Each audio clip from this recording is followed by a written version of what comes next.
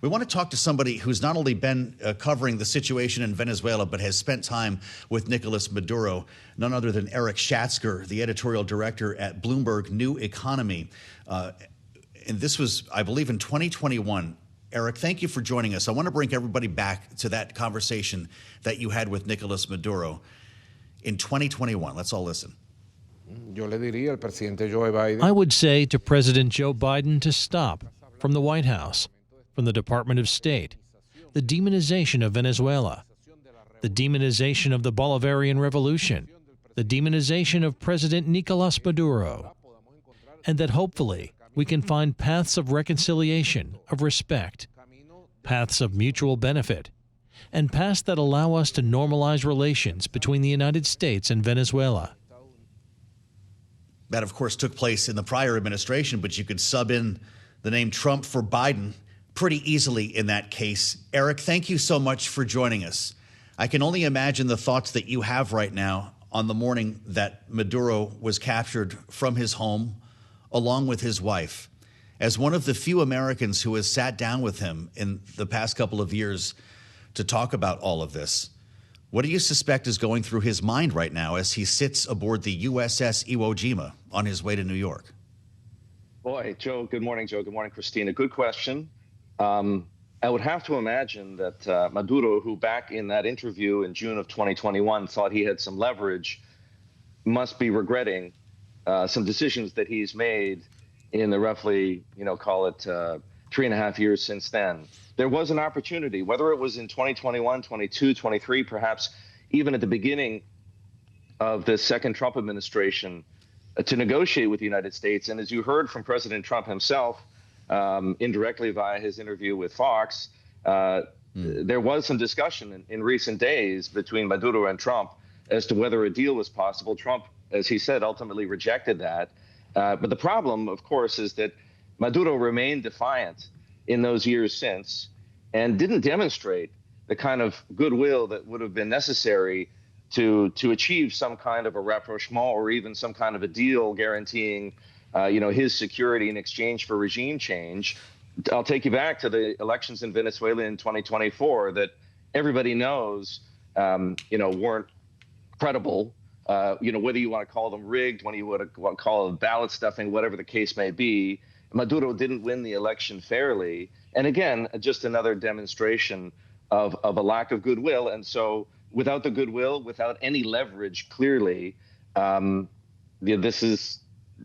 he had few options, and Trump chose to play a much more powerful card. Erik, I want to ask you, in the last few minutes, the Justice Department has posted the indictment. There's a few names in here: Maduro, his wife, his interior minister, who is being named as one of the people who could potentially replace him. Last I checked, I thought he was still in Venezuela, but we haven't heard from him in a couple minutes, so you never know at this point. But the thing that stands out to me is there's a section here that tries to tie the Maduro and the indictment to different transnational terrorist groups, including FARC, the ELN, which is a militant group in Colombia, the Sinaloa cartel, the Zetas, they operate mostly in Mexico. There's a litany of, the usual suspects here. How realistic are those ties to the Maduro regime, or is the administration just kind of throwing everything at the wall and seeing what sticks? I'm inclined to go with the latter, but the truth of the matter is, Christina, I don't know. And I don't think very many people really do know the extent of Venezuela's ties and support for international, narco-terrorists, whatever you want to call them. Quite honestly, I think a more important question at the moment is what happens next in Venezuela. There's a lot that we don't know. We don't know the degree to which the Venezuelan military was complicit with this attack and the seizing of Maduro and his wife. We don't know if anyone in the Venezuelan government, whether it's the Interior Minister, the Vice President Delcy Rodriguez, her brother Jorge, Diosdado Cabello, we don't know if any of these key figures in the Maduro government were collaborating, perhaps, with the Trump administration. And we don't know yet what the popular reaction is going to be. There's certainly some people in Venezuela who will celebrate the fact that Maduro is gone and something is about to change, but we don't know what the change is going to look like. We don't know who's going to govern. We don't know whether anyone who steps up to govern is going to have the support of the military, which is critical. We don't know whether there's going to be an orderly transition of power. Is this going to be more like, I don't know, to draw a couple of extreme examples, is this going to look more like Chile in 1970, when Salvador Allende, the president at the time, was bombed out of the presidential palace and was succeeded by Augusto Pinochet, or if it's going to be total chaos like we had in Afghanistan. We don't know yet whether the Trump administration has a plan.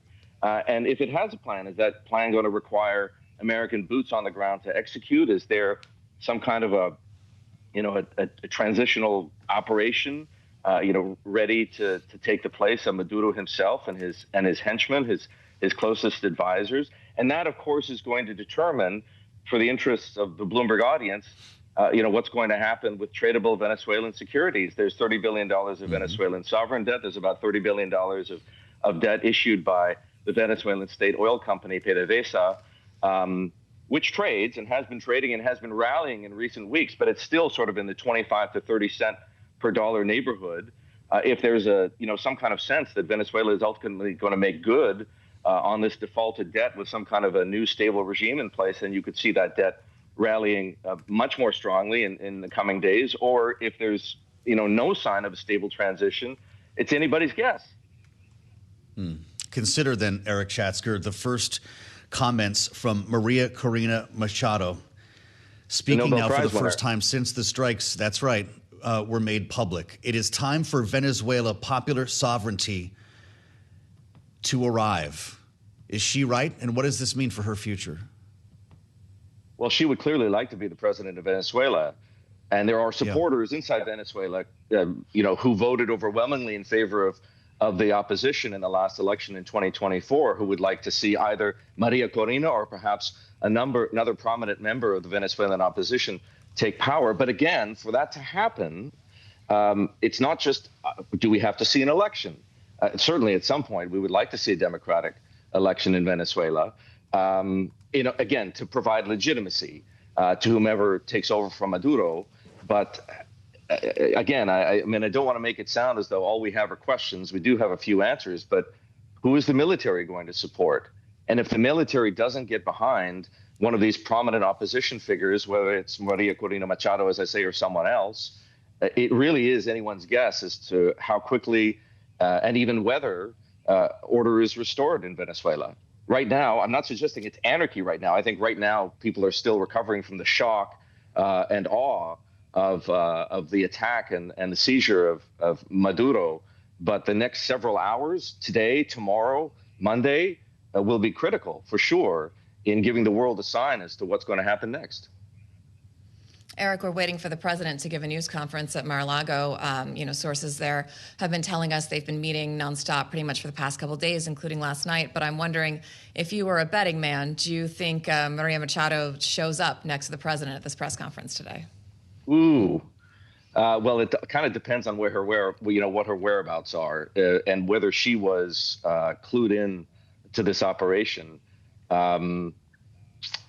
I'm not a betting man. Let's put it that way. I try to stay away from the casino and from the poker table. But clearly, if she were informed, if she were part, if you will, of the scheme, of the plan, it wouldn't be crazy to see her standing next to the president. But I just don't know.